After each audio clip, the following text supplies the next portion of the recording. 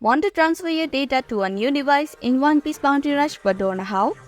Hi everyone, welcome back to Make Gaming Easy. In this video, I'll show you some quick and easy steps on how to transfer data in One Piece Bounty Rush. So without any further ado, let's get started.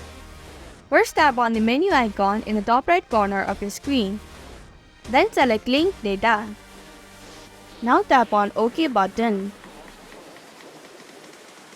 Now tap on Enter Transfer ID or Password.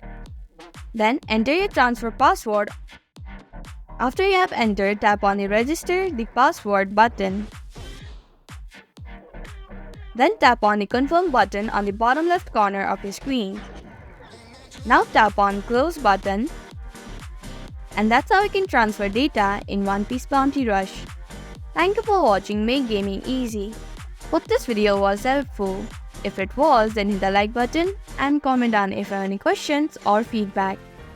Also, if you're new to our channel, subscribe and hit the bell icon so that you don't miss upcoming videos.